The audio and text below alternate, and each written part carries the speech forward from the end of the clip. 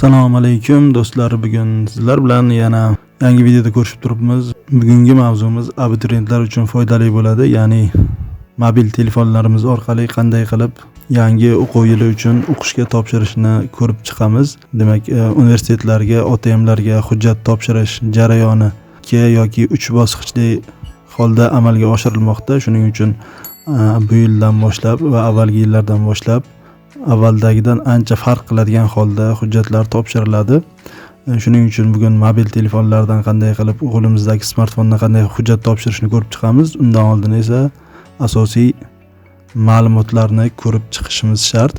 Demak, birinchi bilishimiz kerakki, aytib o'tdik, 2 yoki 3 bosqichli holda amalga oshiriladi. Hujjat topshirish jarayoni va birinchi bosqichda biz o'zimiz tanlayotgan birorta bir aniq yo'nalishni tanlaymiz. O'zimiz o'qishni xohlagan yo'nalish va uni fanlarini tanlaymiz. Ushbu jarayon amalga oshirib tanlab bo'lganimizdan so'ng ikkinchi bosqichda biz yo'nalishlarni yoki ta'lim shakllarini tanlaymiz. Ya'ni misol uchun hozirgi kunda kunduzgi ta'lim, masofaviy ta'lim va kechki ta'lim ko'rinishidagi yo'nalishlar bor. Aynan mana shu yo'nalishlarni tanlash uchun biz ikkinchi bosqich jarayonidan ham o'tishimiz kerak. Ya'ni demak, birinchi bosqichni bajarib bo'lganimizdan so'ng biz testga yoki imtihonga kirib chiqamiz va undan keyingina bir necha kun o'tib ikkinchi bosqichda ham amalga oshirishimiz kerak. Ya'ni o'zimiz topshirgan testga mos yo'nalishlarni va ta'lim turlarini tanlab chiqishimiz kerak. Albatta bu jarayonlar haqida keyinchalik yana batafsil ma'lumot beramiz boshqa videolarda. Bugun esa demak, qanday qilib o'sha birinchi bosqich uchun hujjat topshirish jarayonlarini ko'rib chiqamiz. Demak, buning uchun biz Google brauzeri yoki oddiy Google ga kirib olamiz telefonimizdan. Mana xohlasak Google qidiruv qismiga kirishimiz mumkin va bu yerdan qidirish uchun yozamiz my.uzbmb.uz yoki shunchaki my.uzbmb deb yozsak ham bo'ladi yoki dtm my.dtm deb yozsak ham chiqadi. Lekin aynan mana shu saytga kirishimiz kerak. Mana ko'rib turibsiz, Bilim va malakalarni baholash agentligi birinchi chiqib turgan mana shu saytga kirishimiz kerak. Adashib boshqa saytga kirishib ketmasligimiz kerak. Mana yuqorida ham yozib qo'yibdi my.uzbmb.uz. Mana ko'rib turibsiz, bu yerda kirish va ro'yxatdan o'tish bor. Shu yerda aytib ketaman, agar sizda avvaldan ro'yxatga o'tgan nomeringiz bo'lsa, ya'ni siz o'tgan yillarda ham o'qishga topshirib ko'rgan bo'lsangiz, sizda demak akkaunt bo'ladi va kirish orqali o'zingizni raqamingiz orqali kirishingiz mumkin. Agar birinchi marta bo'ladigan bo'lsa, siz mana bunga ro'yxatdan o'tishni ustiga bosasiz. Demak, ro'yxatdan o'tishdan chiqqandan keyin birinchi bo'lib pasport seriyamizni yozamiz, ya'ni pasport seriya va raqami. Bu o'sha ikkita raqam AA yoki AD yoki AB harflari va undan keyin pasport seriyamiz va undan keyingi raqamlar 7 xonali raqamlarni kiritamiz. Demak, mana shunday raqamlarni kiritib bo'lganimizdan keyin JSHIR raqamni ham kiritamiz. Bu raqam ham pasportimizda yozilgan bo'ladi, ya'ni 14 xonali raqam 30 yoki 40 sondan boshlangan raqam bo'ladi. Mana pasportni mana bu qismidan olishingiz mumkin bo'ladi. Keyingisi telefon raqamimizni kiritamiz. Bu aynan o'zingizga tegishli bo'lgan telefon raqamini kiritishingizni maslahat beramiz, chunki keyinchalik aynan o'zingizning telefon raqamingiz orqali kirib ikkinchi bosqichni amalga oshirishingiz kerak. Shuning uchun birovlarning telefon raqami emas yoki kimdir yordam berayotgan insonning raqami emas, o'zingizga tegishli bo'lgan telefon raqamini kiritishingizni demak so'ragan bo'lardim, chunki keyinchalik har qanday muammolardan qutulish uchun aynan o'zingizning raqamingizni kiritishingiz maqsadga muvofiq. Shu narsani qat'iy sizlarga eslatib qo'ymoqchiman. Demak, telefon raqamini kiritib bo'lganingizdan so'ng parol qo'yasiz. Parol ham esda qolarli bo'lishi kerak. Lekin agar parolingiz esidan chiqqan holda ham uni tiklashingiz mumkin. Shuning uchun qo'rqmasdan parolni qo'yavering, chunki agar telefon raqami o'zingizga tegishli bo'lsa, SMS orqali parolni tiklab olish mumkin. Shuning uchun bu yerda birorta katta harf va raqamlar ishtirok etgan parol qo'yamiz. Tepaga ham pastga ham bir xil parol kiritiladi va pastda esa arifmetik ifodani javob yoziladi. Va bu yerda 3 × 5, demak bilasiz 15 raqami. Demak, mana shu yerda arifmetik ifodani ham kiritib o'tamiz. Demak, arifmetik ifodani yozganimizdan so'ng ro'yxatdan o'tish, mana bu yashil bilan yozilgan ro'yxatdan o'tish yozuviga bosamiz va bizda mana bunday oyna ochiladi.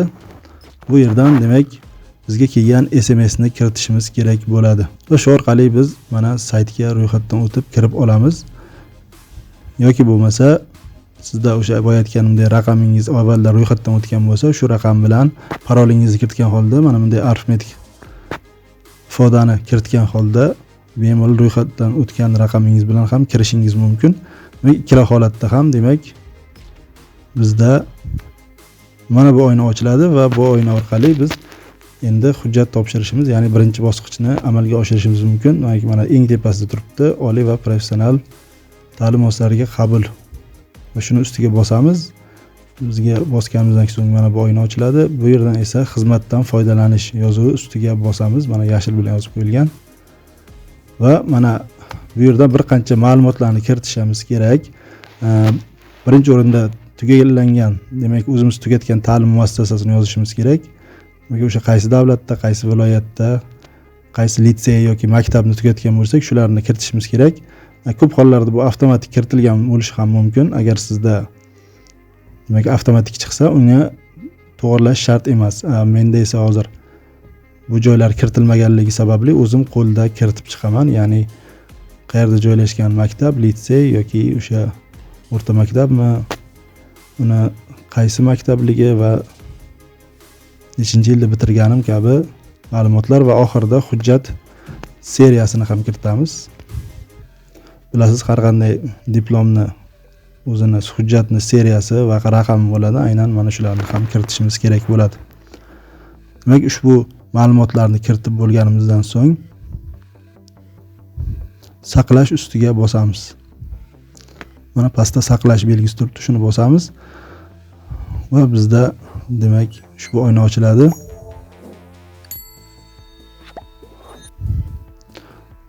Demak, shu ma'lumotlarni kiritganimizdan so'ng mana birinchi bosqich ochiladi. Bizda shartnomalarni shartlarini qabul qilishni bosganimizdan so'ng biz hujjat topshirishimiz mumkin bo'ladi. Mana birinchi o'rinda test topshirish hududini tanlaymiz. Test topshirish hududi aynan bilasiz, test jarayonlari iyul, avgust oylarida bo'lib o'tadi. O'sha paytda qayerda bo'lsak, o'sha joyni tanlaganimiz o'zimizga ma'qul.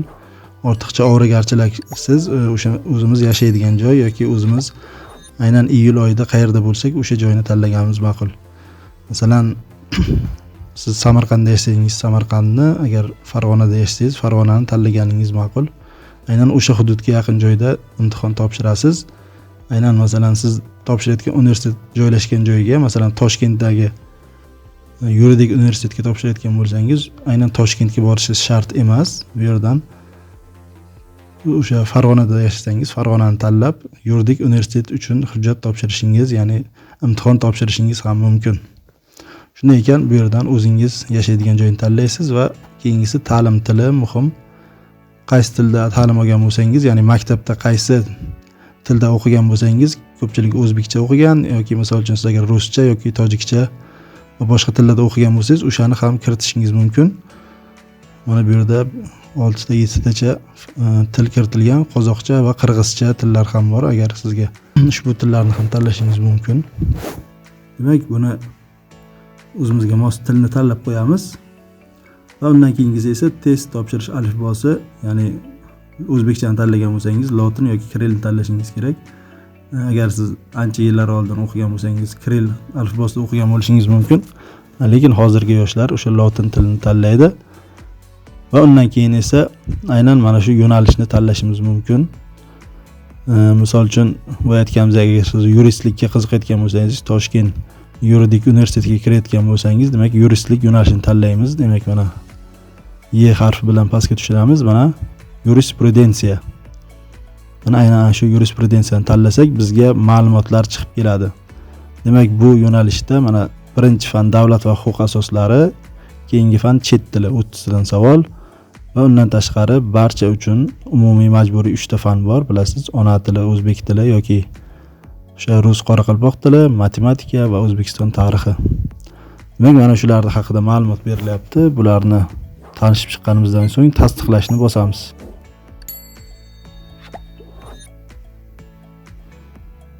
Va ko'rib o'tgan ma'lumotlar asosida demak ma'lum bo'ladiki, umumiy 189 ball olish mumkin. shunga yarasha tayyorlanishimiz kerak bo'ladi. Demak, tasdiqlash ustiga bosamiz. Tasdiqlash ustiga bosganimizdan so'ng, demak, bu yerda chet tili ham mavjud ekan. Shuning uchun chet tilini ham tanlashimiz kerak. Masalan, agar siz turk tilidan tayyorlangan bo'lsangiz, turk tili yoki xitoy tilidan o'qigan bo'lsangiz, xitoy, koreys bo'lsa, koreys yoki ingliz tilidan o'qigan bo'lsangiz, ingliz tilini tanlashingiz kerak. Bu juda ham muhim. Chunki sizga tushadigan savollar aynan o'sha tildan bo'ladi. Agar siz ingliz tilini o'qigan bo'lib turib fransuz tilini tanlab qo'ysangiz, sizga fransuz tili tanlanishi mumkin. Misol uchun mana biz ispan tilini tanladik. Bu yerda yana ogohlantirish beradi. Siz ispan tilini tanladingiz. Savollar ispan tilidan bo'ladi degan. Demak, bizga eslatish beradi va o'sha o'zimiz xohlagan tilni tanlaymiz. Men shunchaki misol sifatida ispan tilini tanladim. Siz o'zingiz xohlaganingizni tanlaysiz va saqlashni bosamiz. Va bizga tasdiqlash uchun SMS xabar yuboriladi. Mana raqamga SMS xabar yuborildi deb xabar keladi. Siz esa o'zingizni telefoningizga kelgan o'sha SMSni yozishingiz kerak bo'ladi.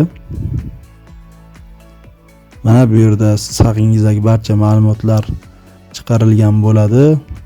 Siz topshiradigan fanlar. Undan tashqari, agar siz birinchi yil emas, ikkinchi yoki undan keyingi yillarda o'qishga topshirayotgan bo'lsangiz, ya'ni bu yildan oldingi yillarda o'qishni tugatgan bo'lsangiz, sizga to'lov ham majburiy hisoblanadi. Ya'ni hozirgi kunda 187.500 to'lov qilishingiz kerak bo'ladi. Mana invoice raqami shakllantiriladi. Aynan mana shu invoice raqami orqali buni Click Pay Me yoki boshqa to'lov tizimlari yoki bankdan to'lashingiz ham mumkin.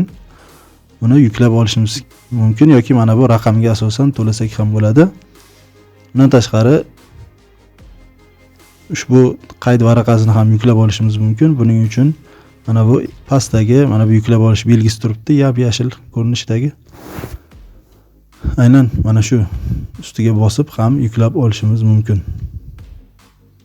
Demak, mana qayd varaqasini yuklab olishni bosamiz, yashil belgi ustiga. Ushbu mana qayd varaqasi hosil bo'ldi. Bu yerda umumiy ma'lumotlar keltirilgan va e'tibor bering, to'lov holati hali to'lov amalga oshirilmagan turibdi. Shuning uchun to'lovni 20-iyungacha iloji boricha to'lab qo'yishingiz maqsadga muvofiq. Bo'lmasa, siz testga kira olmay qolishingiz mumkin. Aytib o'taman, yana bu avvalgi yillarda o'qishga topshirganlar uchun tegishli. Birinchi yil o'qishga topshirayotganlarga hech qanday to'lov yo'q. Ya'ni siz mana shu yil maktabni yoki litseyni yoki kollejni tugatgan bo'lsangiz, sizga hech qanday to'lov so'ralmaydi. Lekin avvalgi yillarda tugatganlar uchun to'lov majburiy hisoblanadi. Mana birinchi bosqichda qilishimiz kerak bo'lgan ishlar mana shu, demak, qayd varaqani o'zimizga saqlab qo'yamiz. Mana tepaga ko'rib turibsiz, yuklangan holda turibdi telefonimizga. Bu faylni Telegramga tashlab qo'yib o'zimizga saqlab qo'ysak ham bo'ladi. Asosiy qilishimiz kerak bo'lgan ishlar mana shulardan iborat edi. Yana qo'shimcha qandaydir tushunarsiz joylar ketgan bo'lsa, savol sifatida jo'nating, biz savollarga javob berishga harakat qilamiz. Shuningdek, bizda mana ushbu kanalimiz, Telegram kanali ham bor. Ushbu Telegram kanaliga obuna bo'lib qo'yinglar. Mana pastda, demak, ushbu video opisaniyasida uni manzilini qoldiraman. Boshqa Telegram va Instagram sahifalarimizga obuna bo'lib qo'ysangiz, u yerda ushbu qabul jarayonlariga oid ma'lumotlarni batafsil berib boramiz. Bemalol tanishib, u yerda mana savollar qoldirishingiz mumkin kommentariya qismida va o'zingizga kerakli savollarga javob olishingiz ham mumkin. Albatta, ushbu kanalimizga obuna bo'lib qo'ying. Savollaringizga javob berishga harakat qilamiz. Xato kamchiliklar uchun uzr, e'tiboringiz uchun rahmat.